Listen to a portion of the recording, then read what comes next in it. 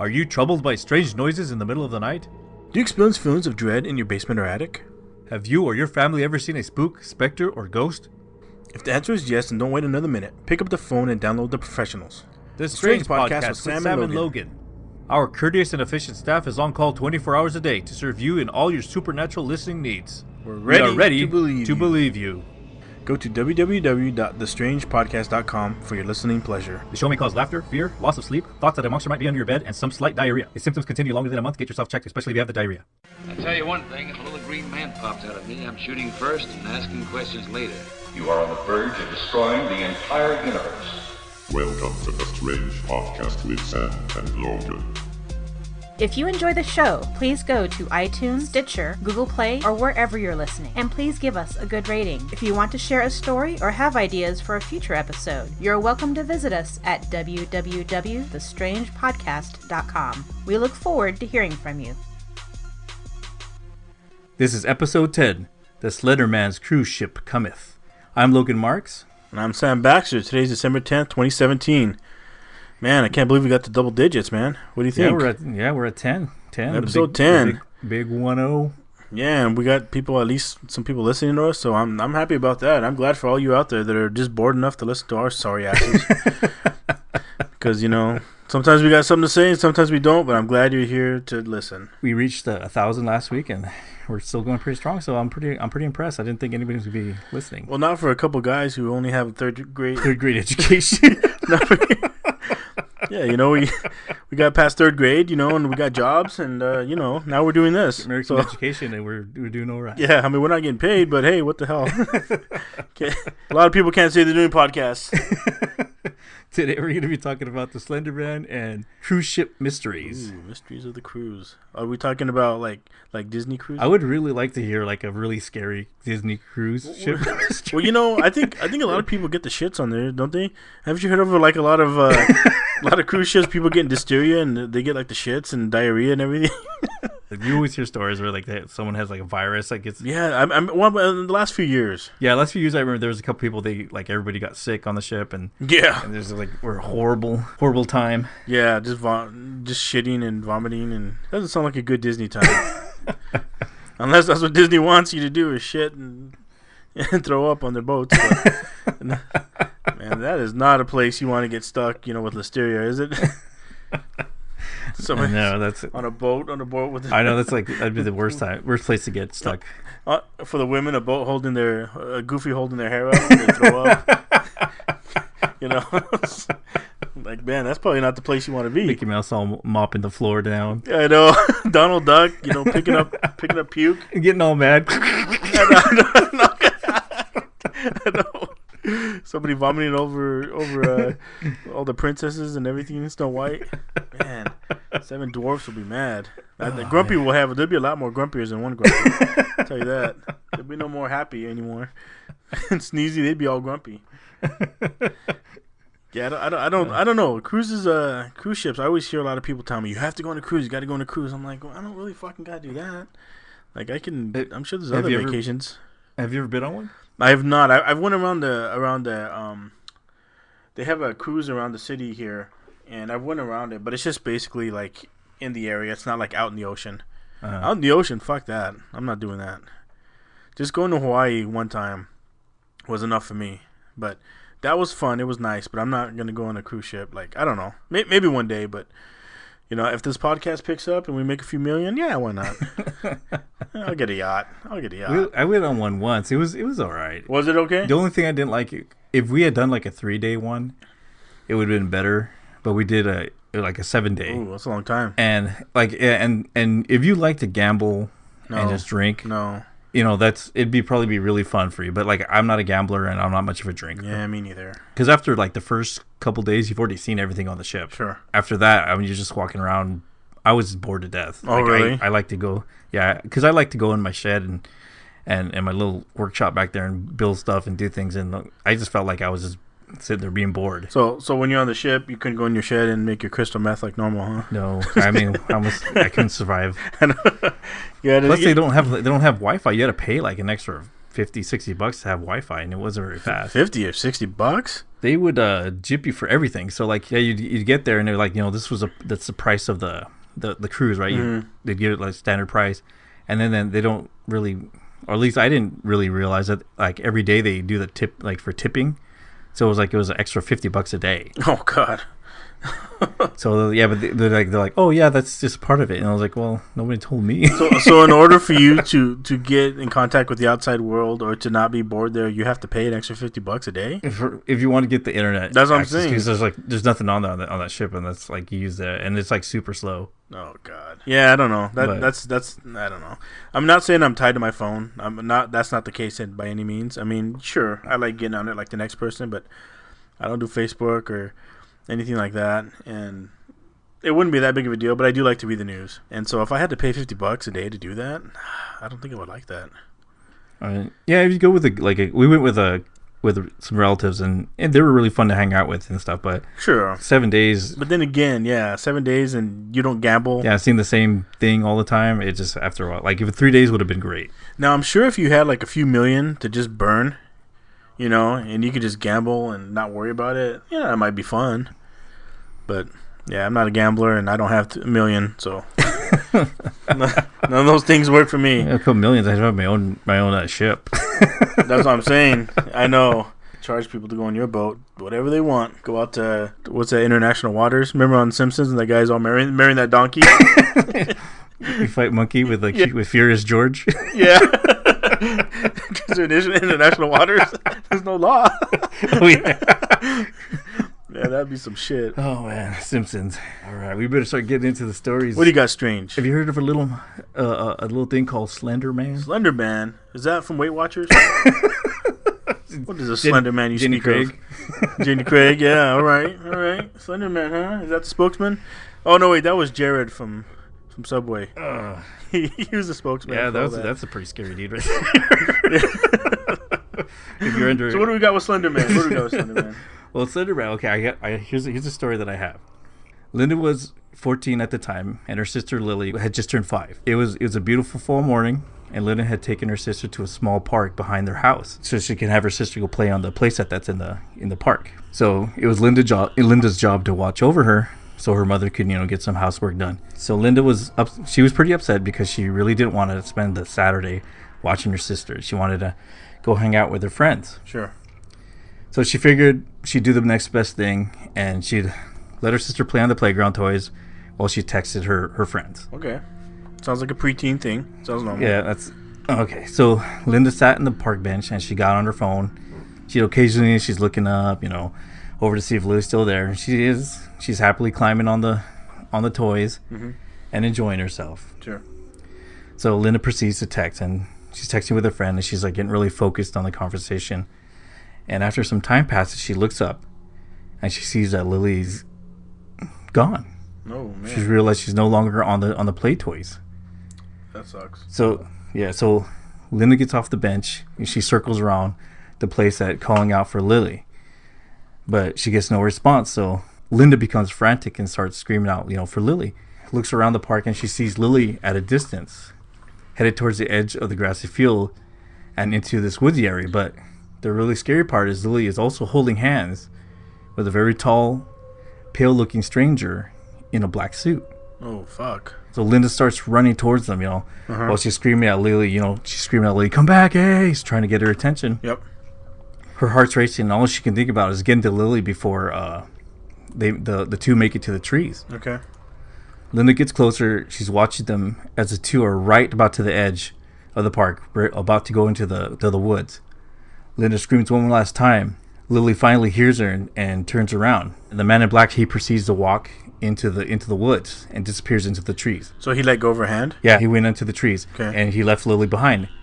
As Linda gets closer, he can hear Lily, still talking into the trees to the man in black. And she's sure, Linda's oh, he's trying to convince her to come into the woods with him. Mm-hmm. So when Linda finally arrived, quickly picks her up, and she just starts running away. As she's backing away, she can hear, a weird clicking sound and voices of children laughing. Ooh. And at the time, they were the only ones at the park. Okay. So this frightens her really badly. She runs as far as she can from the trees. She runs past the playground, the toys, and she runs all the way till they get to their house, to the front door. And she she's freaking out. She's checking Lily to see if anything's wrong with her.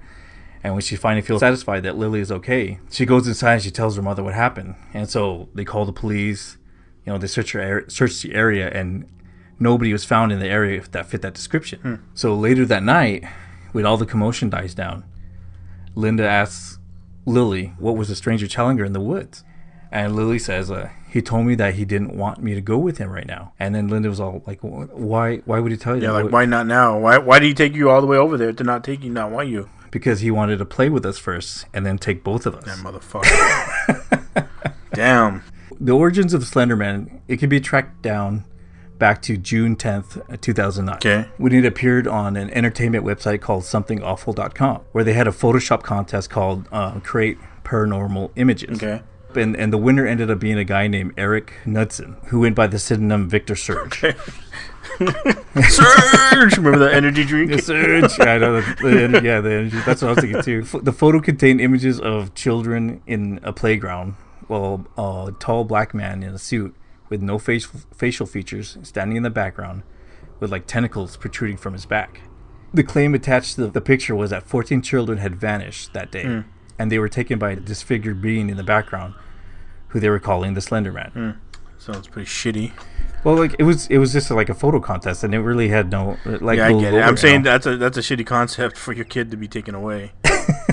I'm just, but no, that's good. That's a good idea. I mean, he won. Yeah, he probably beat thousands and maybe millions of other contestants. Yeah, so that's how it was born. So that was how it was born. But there was some other ones like it, like though the Slender Man is like a more recent lore.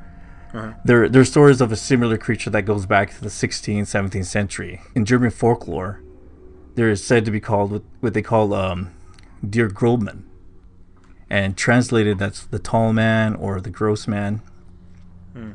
The Der Grobman was also said to look like a very thin man with multiple upper limbs, described to look like tentacles, and his facial features were non-existent. So the tall figure man would dwell on the edge of the Germany's Black Forest, where the creature would sneak into the villages and knock on the windows of misbehaving children who would stay up too late, and he would snatch them up with his long arms and take them away, never to return. So did this guy steal that idea? I don't think he did, because like it wasn't like he was telling a story. He just had like that picture back there. So as far as if he stole it, I don't know. But all right, well that's cool. I mean, if he did, he did. Whatever. I mean, I'm just saying. I was just wondering if he was using the same character that had been used, that's already been known since the 1600s. But anyway, I think when I remember reading through it, he was saying that he had just picked like different comic book characters that he liked.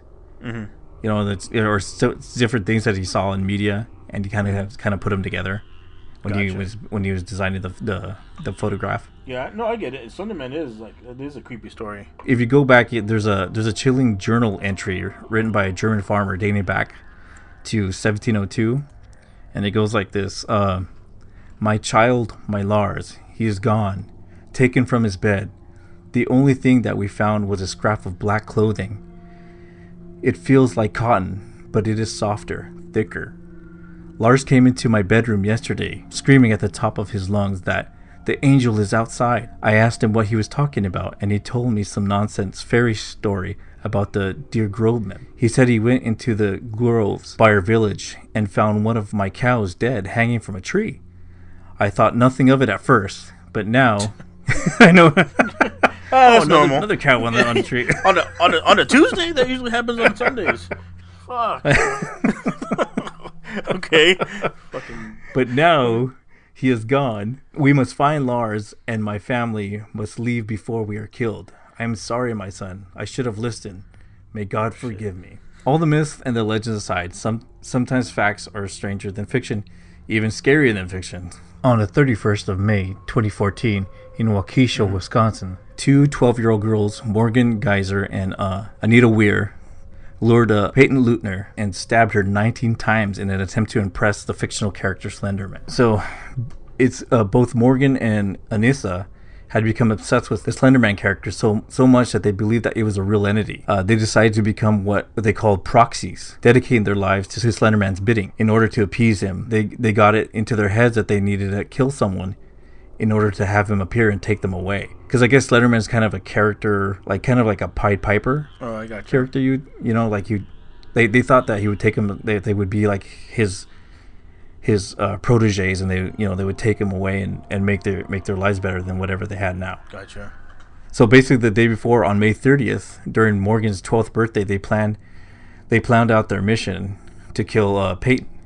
So that Friday evening, Morgan and Anissa and the victim Peyton all went to Skateland for a day of skating and fun. And then later that night, they had a sleepover at Morgan's house. Mm-hmm. And that is where the two girls planned they were going to duct tape Peyton's mouth and stab her in the neck and cover her up with blankets while she bled out. But they lost the nerve that night. I guess Morgan wanted to have her have one last day. Or that's what she told the police anyway. The next day, the day after on Saturday, the three girls went to the local park where they planned to kill the victim. This time, they were going to do it in the park's bathroom area. But they kind of wussed out again. Instead they decided to take Peyton out into the woods, telling her that they were going to play hide and seek. So while they're in the woods, they finally built up the nerve to attack her. So Anissa ended up pushing Peyton down and sat on top of her while waiting for Morgan to stab her. So, but then Peyton starts yelling and complaining and that she couldn't breathe. So Anissa got off of her, kind of freaked out, and Morgan slipped Anissa the knife. But Anissa said that she couldn't go through with it, so she gave the knife back to Morgan. Okay. Morgan then told Anissa, "I'm not going to go through with it until you yell to me to do it." So, which Anissa replies, "Go ballistic, go crazy, now." So Morgan proceeds to stab Peyton 19 times, piercing her liver, her pancreas, and her stomach, and barely missing the artery near her heart. Jeez. So Peyton is now screaming. Peyton's like screaming, like, "Oh, I hate you. I trusted you." She's getting stabbed. And as she laid on the ground bleeding to death, the two girls become confused, and one pleads for the Slender Man to come tell them what to do next. So they're sitting there like with their bodies, the girls' bodies on the ground, and they're thinking that Slender Man's going to come and help them because they did this. Yeah, they appeased him. Yeah, and well, it didn't happen. So she's on the ground bleeding. So they tell Peyton, try not to move so the blood doesn't come out as fast. Yeah, and that they were going to go for help. So instead, they just decide to leave her there to die. So Peyton crawls out of the woods and a ways, and she gets into a sidewalk where this bicyclist finds her bleeding to death. The cops, the ambulance show up, and they get her to the hospital. When the police ask who did this to you, Peyton, and she replies, "My best friends did." Some swell friends. Yeah, I know. So 4 hours later, the police found Megan and Anissa near Interstate 94. One of them had a knife in their bag. When questioned, the girls seemed to have no remorse about what happened. Where were they going? So I think they were just gonna go home. They were just walk back home. Both Morgan Geyser and Anissa Weir pleaded guilty, but both were not responsible for their actions because of mental disease or defect. Okay. So they're I think they're serving it should be 5 to 10 years in a mental institute. Really? But so HBO has a documentary now called "Beware the Slender Man" with a lot more detail. They go and they talk about the girls' past lives. They talk with the parents of the two killers or the two attempted murderers, and they have their history of how they were, and the friendships between the three girls. So, was there any signs of them in their past of being capable to do any of this? Yeah, one of them was talking about how they didn't act normally to certain situations. They would see people getting hurt, and to them it didn't mean anything. Yeah, no empathy. And then one of them was I think she believed that she would see things or have certain invisible imaginary friends, but they'd be they would actually talk back to her, and she actually believed they were real. Up until how old? Fucking 11 or what? Till 12. Shit. They were seriously had mental disorders. Wow. So this was a long time coming, I guess. 12 years, 13 years is a long time for them. Who knows when they got older what more they could have been capable of. Yeah, and I think a lot of it was jealousy between one of the friends, because I think one of them was actually mentally not there, and she had built this Slender Man situation up to the point where it almost became like a religion to them. Oh wow, that's crazy. So they got stuck. They're in whatever, some psychiatric place. Yeah, so they're there for until at least 10 years, because I think they just got, or like this last year they got actually sentenced. So so now they're gone, and hopefully. And how about the girl that they got stabbed? Is she okay? Yeah, she's doing fine. She's they kind of didn't really report on her that much, because the parents didn't really want to get involved in it. Like with the documentary, she wasn't really. They didn't interview her. Yeah, I understand. Yeah, they didn't. She's the victim. I mean, she's probably got some PTSD or something. So that's understandable. I mean, I'm just glad that she survived, though. Yeah, I know that. You don't want anything like that to happen. Yeah, but they had an article on her, and she's doing well now. It's good. It's good. All right, so what do you have for us now? You have like a scary cruise ships with Mickey Mouse attacking people? No, not cruise ships. Those are too expensive. This is so one of them I was like reading about, and I always thought was kind of interesting, was some old like maritime cruise ships that disappeared or that just died out, that nobody knows what happened. So the one I'm talking about is the mystery of the Orang Medan. So this is an old ship back in 1947. The Orang Medan was it was a Dutch freighter, and it was traveling along the Straits of Malacca. So Malacca is like below Malaysia. It's just a little trading route, like that Europe can get to China with, or to Asia, I should say, not just China, but to Asia. And this was a Dutch ship with its crew, and all of a sudden the people who were monitoring, the ocean, the radios, they hear a distress saying the following. It says, quote, "All officers including the captain are dead. Line in the chart room and bridge. Possibly whole crew dead," unquote. And after that, there was a few messages, like some SOS and Morse code, like sequences that were coming from that same ship. And then one last transmission that was pretty like gloomy. It just said, "I die," unquote. Yeah, and that's what it said. And so these transmissions were picked up by the Dutch and British monitoring posts. They worked together to triangulate where that message was coming from. So then they sent out a distress call to any ships around there. Like, hey, some ships messed up, need some help. We're getting the distress calls. SOS, basically. So the closest ship that was there was a U.S.-American merchant ship called the Silver Star. The Silver Star came up upon it to the location where they were told, and they saw the boat there. But it was quiet. It was dead quiet. Nobody on board on top. They sent out a ship to go check it out to investigate. When they got there, all the people were found dead. This is what shocked all the crew that found them. But the people were found dead with their eyes wide open in horror and their mouths open as if they were screaming.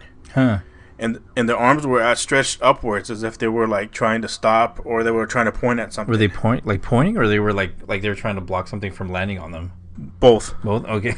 Yeah, they were up. I mean, first of all, unless you're rigor mortis, I'm not sure how your arms are gonna stay up that way. Well, that's kind of weird, because they were found that way, Exactly. And it's like they didn't find him weeks later. This is like the same day, right? They found the captain on the bridge, and he was in the same state, just arms up, face wide open in shock or fear, and mouth open, dead. And they found the radio operator, and he was sitting in his chair with his fingertips still on the telegraph where he had been broadcasting his messages. He was dead too, but he was sitting at his chair. He wasn't on the floor or anything. He was dead. Like he was typing the message and he didn't finish it? Exactly. He was still trying to, get SOS, we're done for. And he died doing that. So the Silver Star crew, they decided to tow the Orang Medan back to shore. They thought, well, fuck, we got to investigate this, what's going on. So they get a tow on there. Everyone gets back on their boat. And all of a sudden, like, smoke starts coming out from the bottom of the Orang Medan, like from the bottom levels. And it becomes apparent that something's wrong. So the Silver Star cut the tow, like, and they get away from it. Like something seems messed up. So as they do that, the whole ship starts, more smoking up more, and then all of a sudden there's a big explosion. There's like, I guess it lifted the ship up from the water. That's how big the explosion was. Oh crap! Yeah, and it broke into two, and it just sunk. So before they could get it back to land, the ship was just gone. There's a few things. There's a few reasons that people think Like, what happened? Right. So some people think there's a cover up for some illegal activities going on with that boat, because there was basically no paper trail for this boat, for the Orang Medan.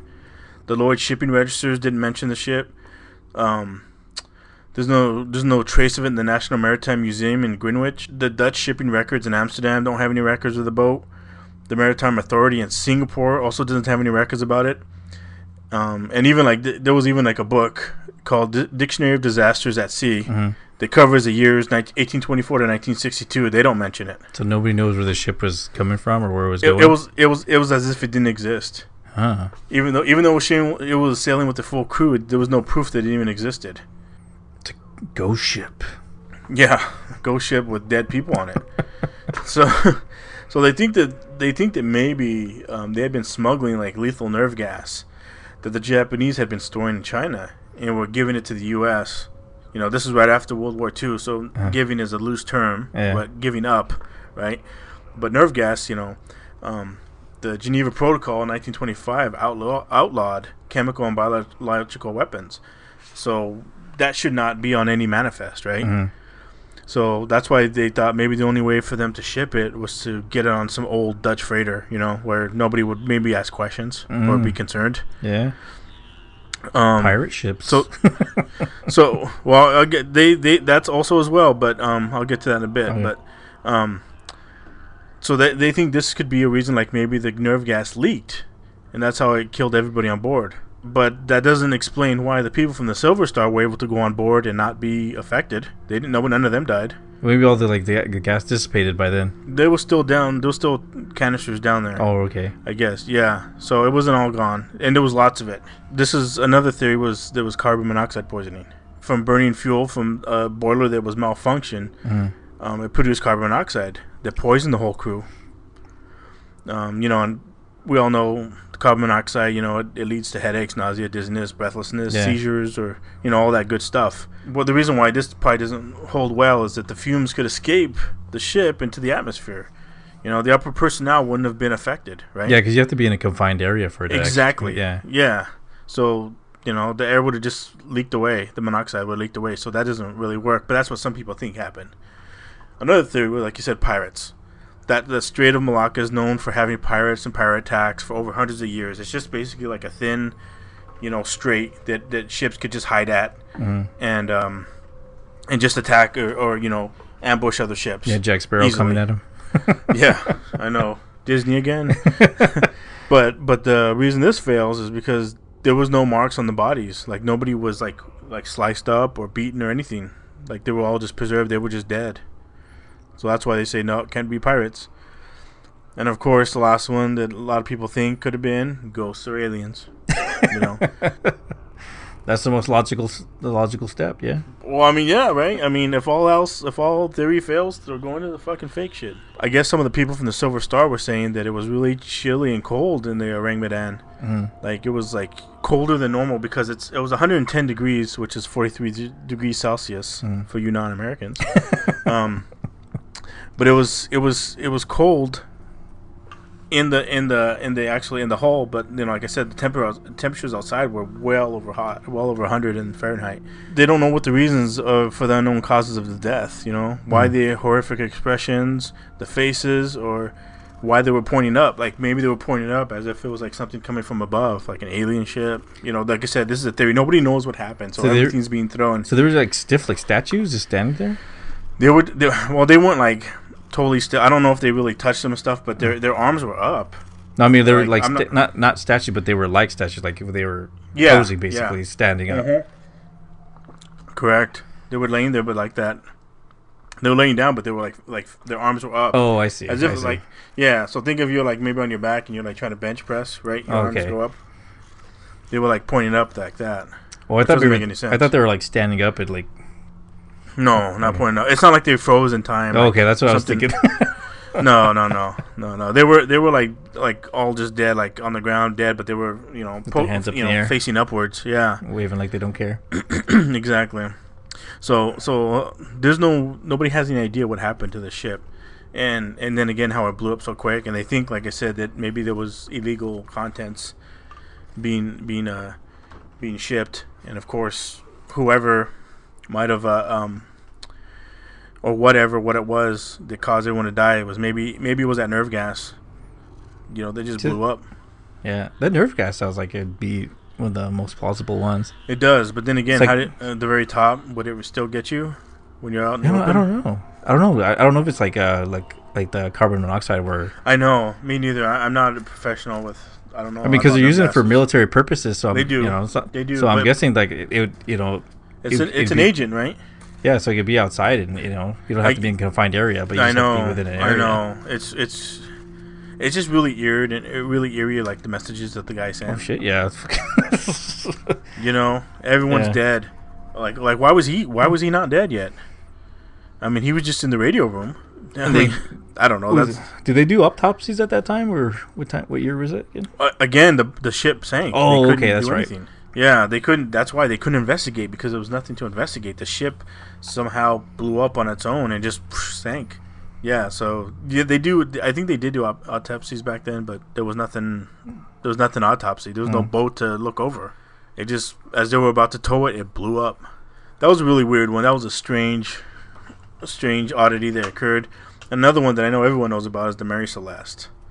So the Mary Celeste had a crew of like 10 people: a captain, his wife, his little daughter. There was like 2, and 7 crew members. And it was a ship leaving New York, passing the Azores through the Strait of Gibraltar into the Mediterranean, and it was supposed to land in Genoa, Italy. And it was the cargo that this boat was carrying was 1,000 barrels of pure alcohol for Italian wine. Oh, nice. But the problem is these barrels of alcohol are very volatile, and they could easily explode. So that was a big problem. So that's a big concern. You know, it's like it almost seems like you're transporting TNT. You know. Yeah. Hey, let's go off roading. I got some TNT in the back, but be careful. It's like, fuck, man. So, after 10 days, they hit a big storm, but the Captain Briggs decided to stay on course. 10 more days of weather finally cleared, and Briggs, he logged in his notebook that they were about 6 miles off the Azores. Okay, so no big deal. They could probably rectify that. But that was the last log he made in his notebook, and it was dated December 25th, 1872. So about 10 days later, another boat called the Grazia, I'm not sure if that's how you pronounce it, was found the Mary Celeste floating by itself. So the captain of that boat was David Morehouse, and he sent a party to investigate, and they noticed that there was nobody on deck. So they thought that maybe it was like a fever deck. What a fever deck means that everyone's sick and they're down below, like either suffering or dying, right? So it's like a carnival cruise? Yeah, exactly. like Disney's cruise. So one thing they noticed was that the compass was shattered and the lifeboat was missing. And there was a long rope draped across the boat and hanging off the side. So those are 3 things they thought were kind of odd.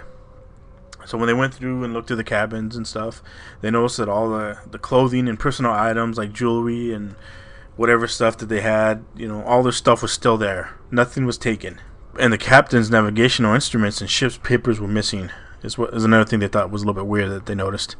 David Morehouse, they towed the ship back to England. And he was thinking, I'm going to, win some good salvage. I'm going to get some salvage for this, because there's a lot of, alcohol down here. Got some treasure. Yeah, exactly, basically, right? Because I think the salvage rules, like, they get, like, a high percentage of what they find.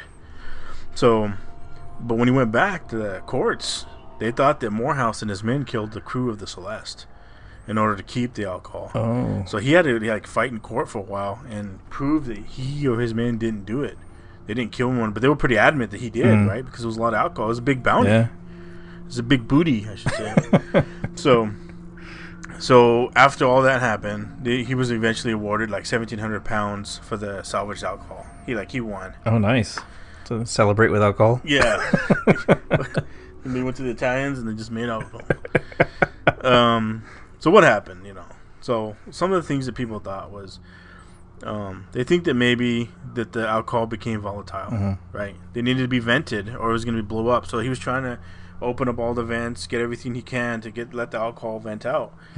but it was too risky. Like, it was the risk of that. Even if it did blow up, the whole ship would go off. Right? They'd be all dead. So what the captain decided to do was to drop the sails, get on the lifeboat, and tie their boat, Mary Celeste, to the lifeboat, and they would trail behind it while the ship vented out, and they could just be on the lifeboat as it did that, just following behind it. So they all got into the boat, and as they were in there, they didn't maybe tie it right, or the rope snapped, and they got stuck out there. No, they couldn't get back on the ship. The only means of getting back was gone, and the ship just floated away while they were stuck in the ocean. They never, yeah. So they never found them either, man. They were all gone. So it's like Wilson. Yeah, exactly, man. They fucking just. I don't think they fucking tied the knot good enough or something, because that shit. They think that's what happened. They think that the alcohol got too volatile. They got off to, let it vent out and to just be safe.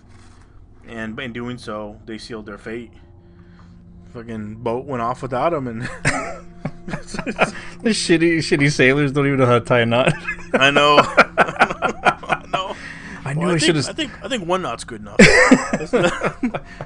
We don't really need to get back on that boat. I knew I shouldn't have skipped the knot class and I know sailor school.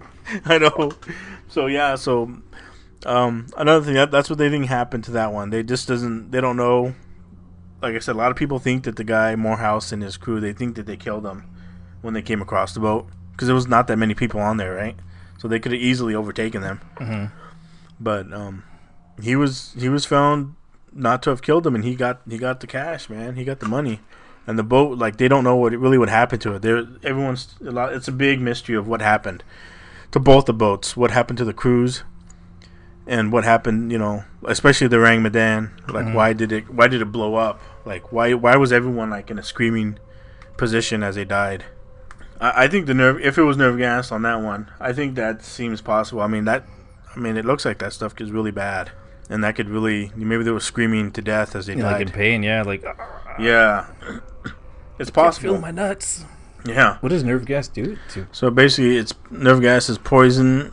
It's poisoning by nerve agent, leads to contraction of the pupils, profuse salivation, convulsions, involuntary urination, defecation, and death by asphyxiation due to the loss of control of the respiratory muscles. Oh, okay. So it fucks with your whole respiratory. Lungs, yeah. So you basically can't breathe. You can't breathe anymore. Oh man, that's a bad way. Oh, that'd be a horrible death. It's close to drowning, right? I mean, in the death. Shit, I'd rather drown. Oh man. Both horrible. But yeah, so I guess that's totally possible. And I'm not sure how much of it you need to fuck you up. But again, I don't know why. I always wonder why the guy was last to live and why he was able to send out some communications. Maybe he was just like in an area that didn't get as affected, but yeah, but everyone else did. I mean, everyone else on the boat. It's like usually the radio rooms. They're probably. I mean, if people above him and on his floor died, why not him? That's what I'm saying. Like how was he like spared longer? Maybe he was just on a part of that floor that was a little more protected, and so it allowed him to last longer than the other part of the other crew. Or maybe he had some type of like towel over his head, or some wet towel on his head that was kind of keeping him alive a little bit longer. Who knows? But they all went down, man. They all died mysteriously, and nobody knows. And again, everyone's bringing out the only theory that probably hasn't been is Bigfoot yet. Bigfoot attacked him. Yeah, Bigfoot got on the boat and fucking. It was a sea Bigfoot. Yeah. Waterfoot got him. Even the Loch Ness Monster's all riding on the Loch Ness Monster. Get to that boat! I must take that boat out. Come on, Nessie. How about all these other boats? Nope, I want that one. Madan. Why? Because that name's so stupid. So yeah, they again. It's unknown. It's these are two strange events that nobody really has any answers for.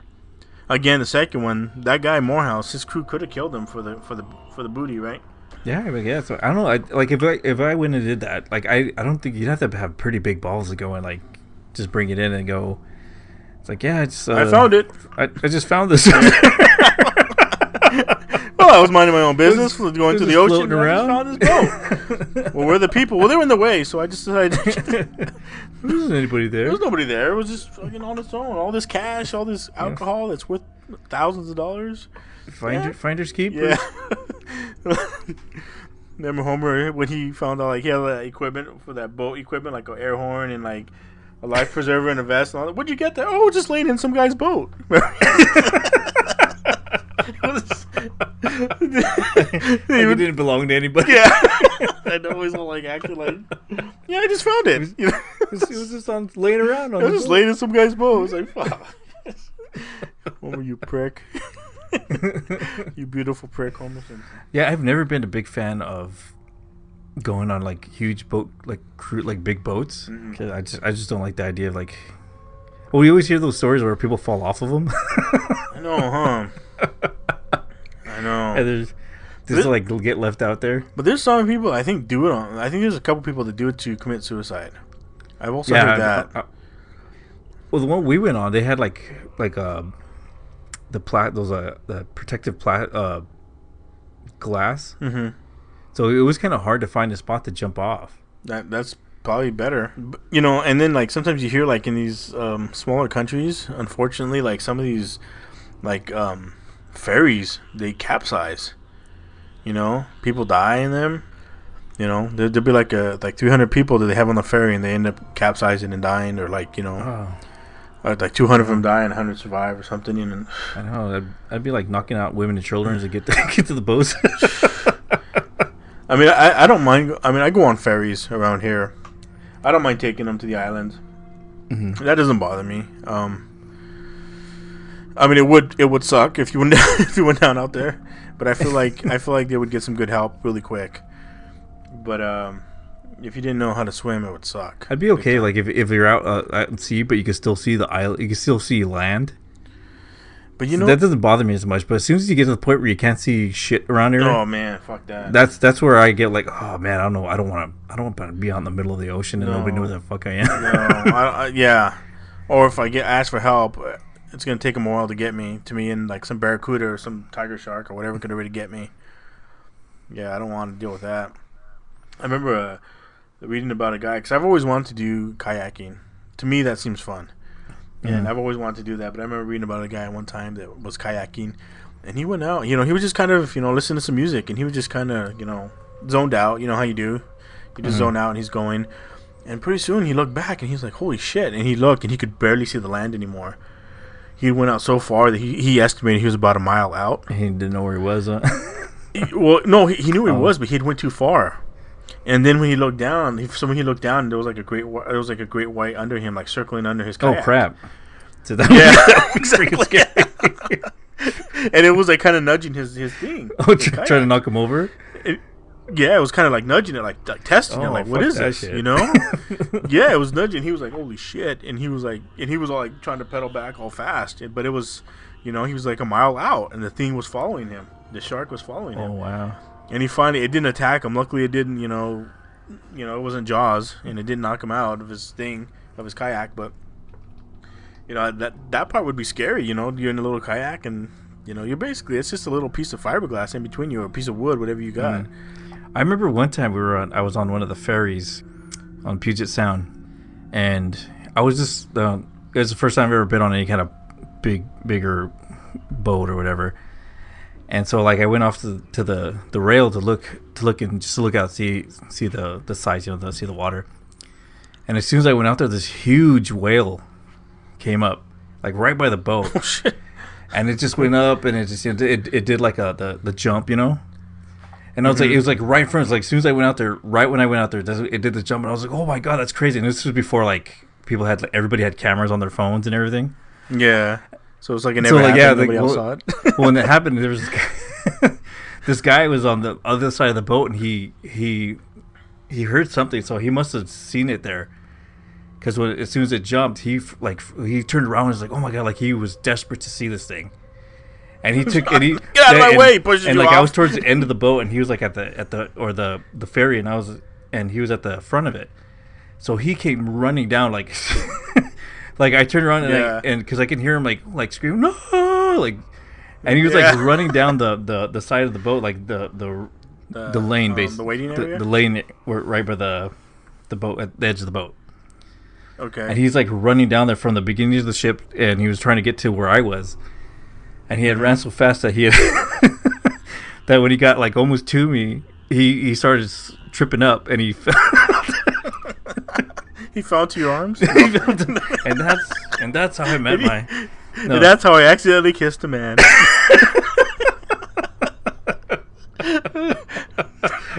Well, he felt like he just collapsed in front of me because like he lost his footing, and then he just like fell, and he slid towards me. He stopped right in front of me. I was like, "Are you okay?" And he goes, "Oh, the whale!" And, like, and then by the time he got there, the whale was gone, and never like you didn't see it anymore. Fucking idiot! God, it was so funny. I felt sorry for him because he wanted to see the whale so badly. That was his one life goal. And you ruined it. I know. You got to see it. He didn't. Oh my god, he must have been like into like at least in his 30s. So I was like, dude, you must have seen a whale before. Yeah, come on, guy. Take it easy. Take it easy, all right? There'll be other whales. No, not to him. That was it. You should have been rubbing it. Oh my god, it was the best thing I've ever seen. I don't start crying. It's a 1 in a million thing ever. Whales only do that once every 5 years. I could die now. I know. I've seen heaven. I know there's a heaven now. You would have been. Oh, you should have rubbed that in. Oh man, no, I just felt really bad because he was pumping it all the way to just get to the end of that boat just to see that stupid whale. It would be funny if when he finally gets up and you kind of see the whale go by again, he pulls out a pistol and he's trying to kill it. He's like, we gotta stop the whales. He's all trying to. Gotta stop it. His whole goal was to try and kill it, not to view it, but to kill it. It's all Moby Dick. I know. He's all some bounty hunter trying to get whale oil or something. Fucking guy, that sucks for him. Oh man. All right. Well, we're getting towards the end of the show. Yeah, I think that's too much strange for everybody. I'm sure people are tired of hearing about whales and the beautiful utopia you witnessed. All right, so we're gonna everybody, we're gonna go now. So everybody have a good morning, evening, or night. We'll see you next. Stay stranger, man. That dude fell so hard. Man, he could have fell off the side. You I know. Let him go. I think he almost kissed you.